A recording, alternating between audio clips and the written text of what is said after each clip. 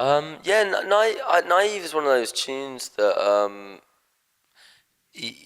in some ways, one song can change your life, and I think Naive was a bit like that for the band. Like, we'd had some success, but that song was the one that kind of set us up as a big band, and so it's really nice that it still seems to be finding new audiences, and so I guess in answer to your question, like really proud of it, and happy to reinvent it and keep playing it. The crowd also, when we play it live, I mean, they brings them so much joy, and just it's just that it makes it. It's just great to play it for them, really. For So sure. in a live sense, it's always fun to play.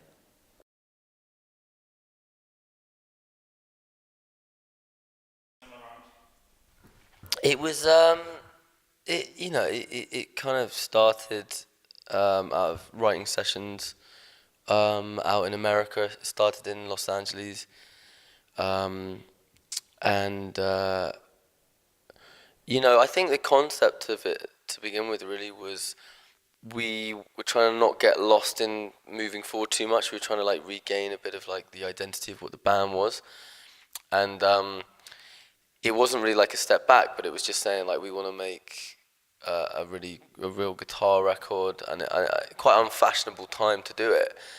But that was kind of definitely on my mind, was quite intentional to do that. So we went to a kind of band producer and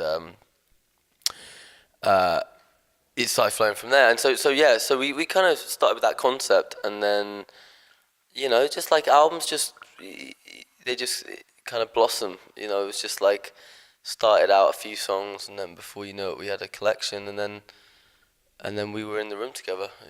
Yeah, yeah, that's it. I remember just going in and it was quite exciting to be able, for all of us to sort of be in the same room recording, tracking together as opposed to individually, which is more what we did with Listen, the album before. Just to get, the dynamic of the band. That was really, really exciting, I remember. And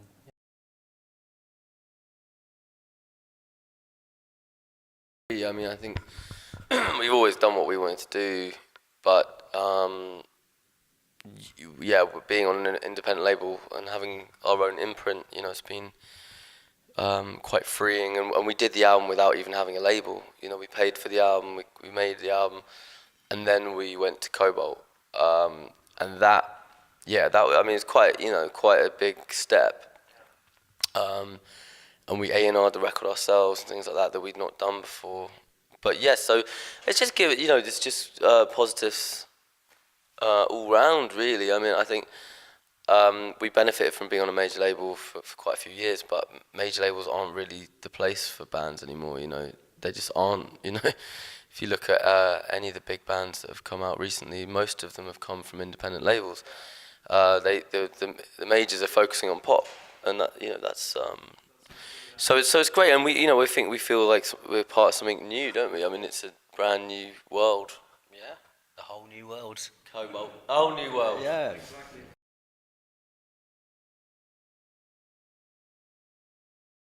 For each of you. Well, I mean, in terms of favourite songs, Weight of the World is definitely, which we've just started playing, actually, live. I'm just feeling really good. I mean, that's just a beautiful song, respect. Respect. Yeah, man, I mean, I love that song, and Picture Frame, and No Pressure. Yeah, man. Tesco Disco. It's got a great drum beat. Drum beat. Drum, Drum beat. drum breach. Yeah, all of those ones were special moments, weren't they?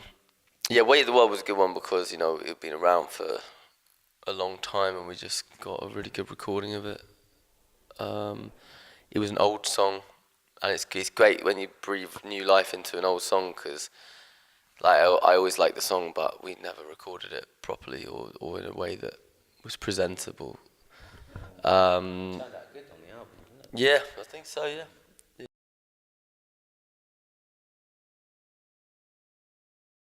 Not really, because we we put like 14 songs in this. There's In the end, I quite a think. few.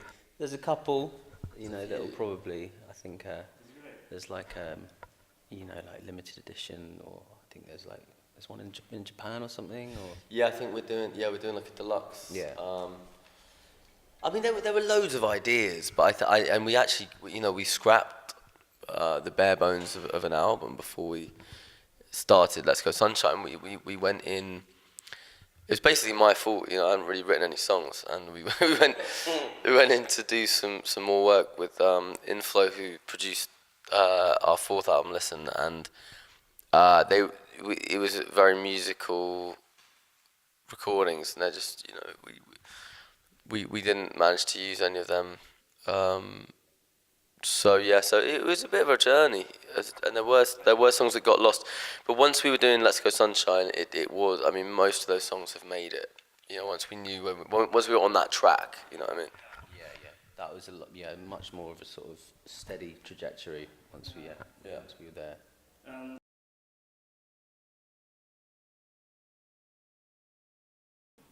Yeah, pretty cool, man. Yeah. Did you ask It was great, you know. Yeah, well, we didn't really, you know, we didn't really have time on this occasion. When we saw them, it was very brief. We're still waiting for our photo. Yeah, But, they need to approve the photo. Yeah. Yeah, I mean, I'm waiting for a phone call every day. I'm by the phone. Is this the day we're gonna get the thing? Yeah, I mean, for me, it was a pretty surreal meeting them. I have to say, Yeah. it was the first time I'd met them, and you know, it's just It's aliens, man. It's like when you see them as a band, it's different. Like when you chat to one of them individually, they're like people. But when you see them, and when they came into the room, because we, you know, like I said, it was very rushed when we played with them in Germany. But we'd done some shows with them before where we'd sort of spent a bit more time. But yeah, they all walk in, and it was just like it is like they're like cartoons or something. It's very fucking weird. Very surreal. Very surreal. But they, you know, we were just really touched, you know, and I think, you know, the fact that they're aware of our music, and we got asked back to do more shows with them, like, shows a level of respect. And like, you know, if you want to be respected by any of the people making music, Rolling Stones is probably the top band to be respected by, so it's great.